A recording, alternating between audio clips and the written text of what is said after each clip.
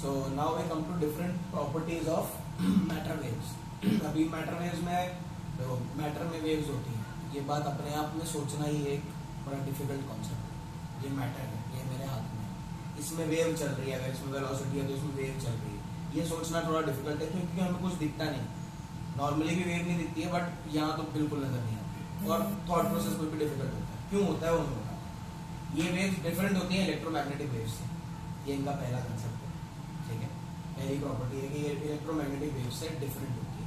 Second क्या है, matter waves travel faster than speed of light. ये स्पीड ऑफ लाइट से ज्यादा तेज ट्रैवल करती है इन अ मैटर. तो आपको कभी पता ही नहीं चलेगा कि ये मैटर वेव कब निकल गई. Velocity of matter wave equals to velocity normally किसी भी चीज की क्या होती है, फ्रीक्वेंसी इनटू इट्स वेवलेंथ. हमने स्पीड ऑफ लाइट भी ऐसे ही निकाला है. तो फ्रीक्वेंसी इनटू वेवलेंथ, फ्रीक्वेंसी क्या है, म्यू लैम्डा. फ्रीक्वेंसी हो गई एनर्जी बाय एच, क्योंकि equals to E equals to क्या होता है, एच न्यू. और लैम्डा मैटर वेव्स के लिए लैम्डा क्या होता है, लैम्डा डी ब्रोगली, इसका मतलब h बाय mv. तो यहाँ आ गया h बाय mv. v में क्या है, वेलोसिटी ऑफ पार्टिकल. जैसे ये पेन है, पेन की बात कर रहा हूँ मैं, अगर इसको फेंक दूँ तो इसकी वेलोसिटी होगी कुछ, या यहाँ से यहाँ लेके आऊँ तो वेलोसिटी होगी कुछ, वो वेलोसिटी वहां पे आएगी. m mass of the particle. तो एनर्जी क्या होती है एक पार्टिकल के लिए, एक मैटर के लिए एनर्जी क्या होती है, आइंस्टाइन ने इक्वेशन दी थी, E equals to mc square. तो वो हो गई E equals to mc square. h ने h को मार दिया, mc square by mv, m ने m को मार दिया, तो आया c स्क्वायर बाय v. अब किसी पार्टिकल की वेलोसिटी मैटर की वेलोसिटी स्पीड ऑफ लाइट से ज्यादा नहीं हो सकती. तो अगर नहीं हो सकती तो इसका मतलब ये तो फिर बड़ी हो गई स्पीड ऑफ लाइट. तो velocity of matter waves is greater than the speed of light. तीसरी प्रॉपर्टी क्या है इसकी, इन रियलिटी फॉर मैटर क्या होता है, अगर डी ब्रोगली वेवलेंथ निकालने जाओगे, h बाय mv. h अपने आप में ये बहुत छोटी वैल्यू है, 10 की पावर -34. यहाँ mv लिखोगे, mv मास इनटू वेलोसिटी. मास इनटू वेलोसिटी कभी बहुत बड़ा होता ही नहीं, क्योंकि किसी भी चीज का मास बहुत ज्यादा नहीं हो सकता. जैसे एक बॉल की बात करें, जिसकी वेलोसिटी सही में बहुत तेज होती है जब हम उसको हिट करते हैं प्रैक्टिकल यूज में. तो बॉल का मास होता है बहुत कम, वेलोसिटी होती है काफी तेज. पर ये जो वैल्यू है, क्या ये वैल्यू कभी भी इतनी छोटी हो पाएगी कि इसको कैंसिल कर पाए और यहाँ सिग्निफिकेंट नंबर आ पाए? नहीं.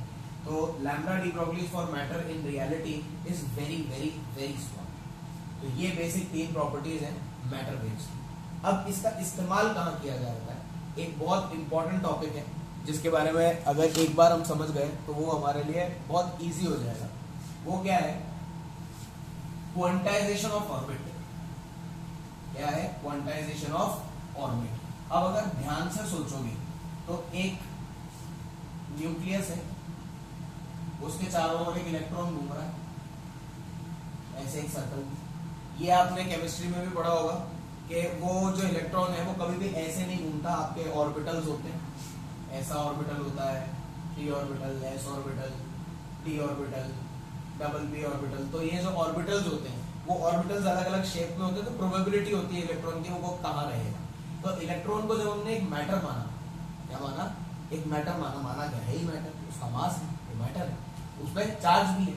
तो इलेक्ट्रॉन जब घूमेगा तो वो इलेक्ट्रॉन ऐसा तो गोल तो घूमेगा नहीं, वो घूमेगा कैसा, वेव के फॉर्म में ऐसा.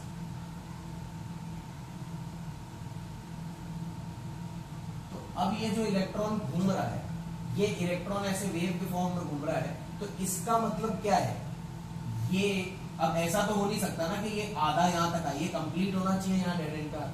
ऐसा तो नहीं हो सकता कि ये एक पैरेलल वेव चल रही है और ये यहाँ है और उसके बाद ये यहाँ से शुरू, वो पॉसिबल नहीं है. तो इसको कंप्लीट होना पड़ेगा. कंप्लीट होना पड़ेगा इसका मतलब क्या है, इसका जो सरकमफरेंस है 2πr, this should be equals to n into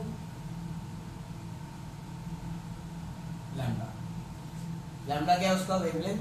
तो वेवलेंथ के मल्टीपल में चलना चाहिए भाई. ऐसा भी नहीं हो सकता कि ऐसे आ जाए और फिर से ऐसे शुरू हो जाए.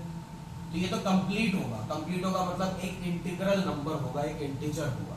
तो 2πr equals to n lambda. तो यहां से हम निकाल सकते हैं लैम्डा को, अगर लिख दूं मैं h बाय mv 2πr, तो mvr equals to nh by 2π. अब अगर ये देखोगे ध्यान से, mvr क्या होता है, angular momentum, mass into velocity into distance, mvr. तो ये हो गया angular momentum. This should be equal to NH by 2 pi. NH by 2 pi अपने आप में एक कांस्टेंट दिख रहा है आपको, दिख रहा है ना भाई। n मतलब एक इंटीग्रल नंबर होगा, हाँ उसी में चेंज होगा, बाकी h अपॉन 2 पाई की तो एक कांस्टेंट वैल्यू आएगी। तो एंगुलर मोमेंटम जो है वो NH बाय 2 पाई होगा किसी भी इलेक्ट्रॉन का। This is very important formula, क्योंकि इससे आप अगले जो चैप्टर को हम पढ़ेंगे, अगले चैप्टर में इस फॉर्मूला का इस्तेमाल करके आप काफी सारी चीजें निकालोगे, ठीक है।